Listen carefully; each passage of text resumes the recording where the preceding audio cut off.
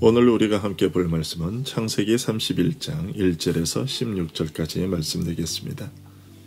창세기 31장 1절에서 16절까지의 말씀을 제가 봉독해 드리겠습니다. 야곱이 라반의 아들들이 하는 말을 들은즉 야곱이 우리 아버지의 소유를 다 빼앗고 우리 아버지의 소유로 말미암아 이 모든 재물을 모았다 하는지라.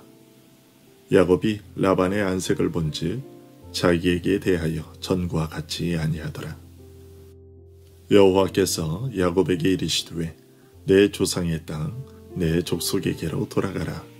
내가 너와 함께 있으리라 하신지라. 야곱이 사람을 보내어 라헬과 레아를 자기 양떼가 있는 들로 불러다가 그들에게 이르되 내가 그대들의 아버지의 안색을 본즉 내게 대하여 전과 같지 아니하도다. 그러할지라도 내 아버지의 하나님은 나와 함께 계셨느니라. 그대들도 알거니와 내가 힘을 다하여 그대들의 아버지를 섬겼거늘 그대들의 아버지가 나를 속여 품삯을 10번이나 변경하였느니라. 그러나 하나님이 그를 막으사 나를 해치지 못하게 하셨으며 그가 이르기를 점 있는 것이 내 싹시 되리라 하면 온 양떼가 낳은 것이 점 있는 것이요 또 얼룩무늬 있는 것이 내 싹시 되리라 하면 온 양떼가 낳은 것이 얼룩무늬 있는 것이니 하나님이 이같이 그대들의 아버지의 가축을 빼앗아 내게 주셨느니라. 그 양떼가 새끼 뵐 때에 내가 꿈에 눈을 들어보니 양떼를 탄 수디양은 다 얼룩무늬 있는 것과 점 있는 것과 아롱진 것이었더라. 꿈에 하나님의 사자가 내게 말씀하시기를 야곱아 하기로 내가 대답하기를 여기 있나이다 하매 이르시되 내 눈을 들어보라. 양떼를 탄 수디양은 다 얼룩무늬 있는 것, 점 있는 것과 아롱진 것이니라. 라반이 내게 행한 모든 것을 내가 보았노라. 나는 베델의 하나님이라. 내가 거기서 기둥에 기름을 붓고 거기서 내게 서원하였으니 지금 일어나 이곳을 떠나서 내 출생지로 돌아가라 하셨느니라. 라헬과 레아가 그에게 대답하여 이르되 우리가 우리 아버지 집에서 무슨 분깃이나 유산이 있으리요. 아버지가 우리를 팔고 우리의 돈을 다 먹어버렸으니 아버지가 우리를 외국인처럼 여기는 것이 아닌가. 하나님이 우리 아버지에게서 취하여 가신 재물은 우리와 우리 자식의 것이니 이제 하나님이 당신에게 이르신 일을 다 준행하라. 아멘. 아내를 얻기 위해 14년을 외삼촌 라반을 위해 일한 야곱은 고향으로 돌아가기 전에 새로운 계약을 맺어 재산을 늘리기 시작했습니다. 야곱은 나무의 껍질을 벗겨 얼룩을 내고 그것을 임신한 양떼에게 보임으로써 얼룩무늬 있는 양을 생산하여 자기 것으로 삼으려 했습니다. 야곱은 이 방법을 통해 자신의 부를 키워나갔습니다. 이것은 전혀 실효성이 없는 행동이었지만 하나님께서 야곱의 이 행위를 통해 야곱의 소유를 늘려나갈 수 있도록 축복해 주셨고 6년 정도의 시간이 흐르자 외삼촌 라반의 재산과 비슷할 정도까지 되었습니다. 야곱이 이처럼 부자가 되자 라반의 아들들, 즉 야곱의 외사촌 형제들이 야곱에게 대하여 좋지 않은 감정을 품게 됐습니다. 야곱이 일반적인 상식 수준을 뛰어넘는 엄청난 속도로 부를 증식해 나가자 라반의 아들들은 야곱을 의심하게 되었습니다. 1절을 보십시오. 야곱이 우리 아버지의 소유를 다 빼앗고 우리 아버지의 소유로 말미암아 이 모든 재물을 모았다. 라반의 아들들은 마치 야곱에게 약탈이라도 당한 듯이 불평했습니다. 그러나 이런 라반의 아들들의 불평은 정당하지 못한 것이었습니다. 왜냐하면 30장 27절에서 라반은 여호와께서 너로 말미암아 내게 복 주신 줄을 내가 깨달았노니 라고 말했었기 때문입니다. 그런데 6년이 흐른 지금 그의 아들들은 여기서 마치 야곱이 자신들의 것을 훔쳐서 부자가 된 것처럼 말하고 있는 것입니다. 뿐만 아니라 2절을 보면 라반조차도 야곱이 자신들과 동일한 부를 누리게 된 것을 보고 마음이 불편했습니다. 여기서 우리는 결코 충족될 수 없는 인간의 탐욕을 보게 됩니다. 그래서 바울은 골로새서 3장 5절에서 탐심은 우상숭배니라고 하였고, 디모데전서 6장 10절에서는 돈을 사랑함이 일만하게 뿌리가 되나니 이것을 사모하는 자들이 미혹을 받아 믿음에서 떠나 많은 근심으로써 자기를 찔렀도다 라고 말했습니다. 왜냐하면 탐욕에 눈이 먼 사람들은 모든 것을 삼키고 싶어하며 그것을 위해 표리부동하고 잔혹하고 은혜를 모르며 모든 면에서 부정직해져 가기 때문입니다. 라반은 분명 야곱과 정당한 계약을 맺었고 야곱은 라반의 것을 훔친 일이 없었습니다. 야곱이 얄팍한 꼼수를 쓴 것처럼 보이지만 앞서 말씀드린 것처럼 그것은 어디까지나 야곱의 꼼수가 효과를 본 것이 아니고 하나님께서 야곱에게 복을 주셨던 것입니다.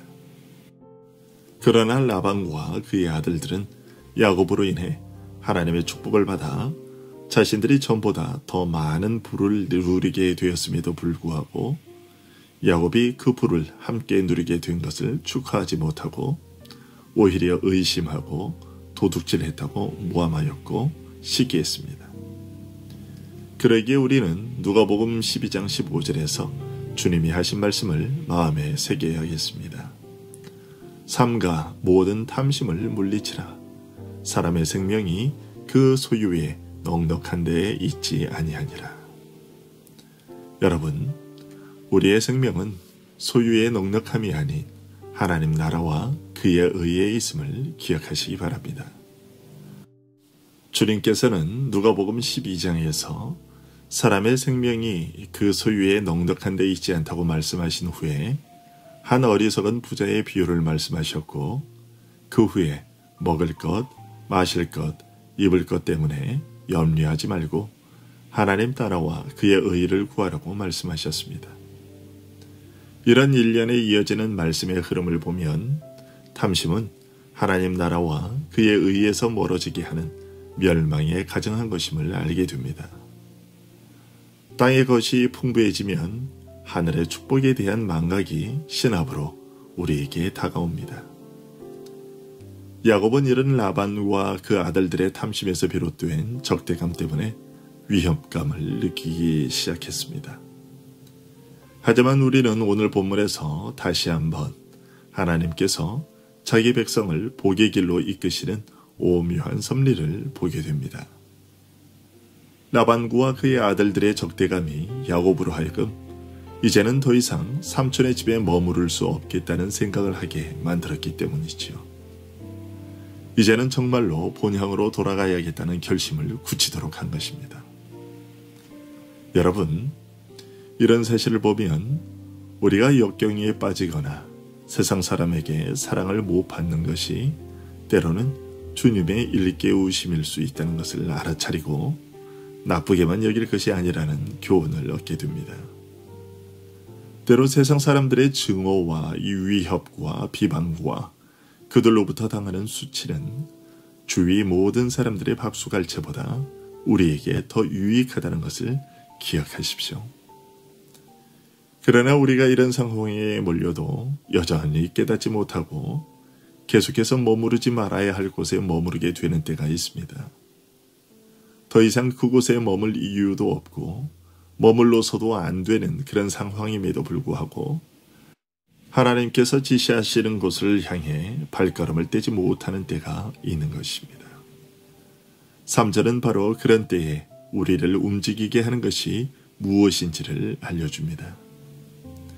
야곱은 지금 삼촌 라반과 그의 아들들의 분위기가 좋지 않다는 것을 알았지만 과감한 결단을 내리지 못하고 머뭇거리고 있었습니다. 그때 하나님께서 야곱에게 말씀하셨습니다. 내 조상의 땅, 내 족속에게로 돌아가라. 지금 가야 하나 말아야 하나, 지금 가는 것이 맞나 아니면 조금 더 있어야 하나 고민이 밀려올 때 하나님께서 그에게 확실한 음성으로 본향을 향한 발걸음을 내딛도록 촉구하신 것이죠. 여기서 우리는 비록 주께서 역경을 통해 우리가 해야 할 일에 전념하도록 유도하시더라도 말씀이라는 자극이 수반되지 않으면 우리에게 유익이 거의 없다는 것을 배우게 됩니다. 따라서 우리가 외면적인 일을 통해 전달되는 가르침에 의해 유익을 얻으려면 하나님께서 말씀으로 우리에게 비춰주시기를 간구해야 합니다. 이렇게 본향으로 가라는 하나님의 말씀을 들은 야곱은 즉시로 종을 보내 두 아내 라헬과 레아를 자기가 있는 들판으로 불렀습니다. 그리고 이제는 더 이상 이곳에 머물 수 없는 현재의 사정으로 인해 자신의 고향이자 부모님이 계신 부엘세바로 돌아가야 하겠노라고 두 아내에게 이야기했습니다. 태어나서 지금까지 줄곧 아버지와 오빠들의 그늘 밑에서 안전하게 보호받으며 살아왔던 라헬과 레아에게 한 번도 보지 못한 먼 곳으로의 미지의 여행길에 나서자고 보낸 것이었습니다.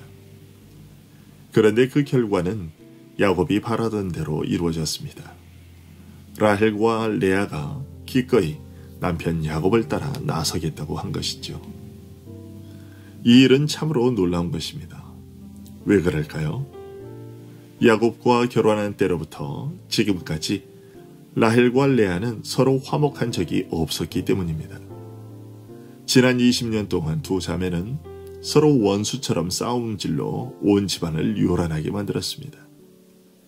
그랬던 자매들이 이제 거리낌 없이 야곱과 함께 길을 떠나겠다고 한 마음을 먹은 것입니다. 이 일이 어떻게 가능했을까요? 우리는 그 원인을 하나님께 둘 수밖에 없습니다. 하나님께서는 야곱에게 그가 원하는 방향으로 일이 진행되도록 이끄신 것이죠. 야곱이 하나님의 명령을 받고 그 명령에 순종하려고 하자 하나님께서 그 일이 순조롭게 진행되도록 라헬과 레아의 마음을 움직인 것입니다.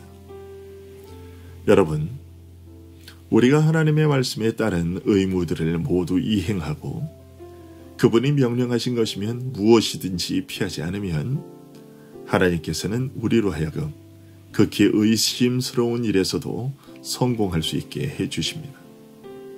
그런데 우리는 하나님의 말씀이 명확한데도 불구하고 과연 이것이 될까라는 의구심을 가지고 주저하는 일들이 얼마나 많은지 모릅니다. 여러분, 하나님께서 무엇라고 우리에게 말씀하십니까?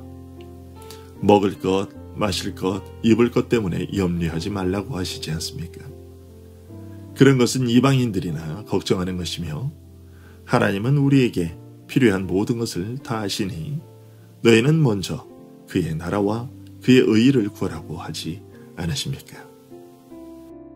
이것이 명확한 하나님의 뜻이고 우리에게 분명하게 주어진 하나님의 음성인데 우리는 과연 그럴까라는 의심을 거두지 못하고 그 의무를 다하지 못할 때가 얼마나 많은지요.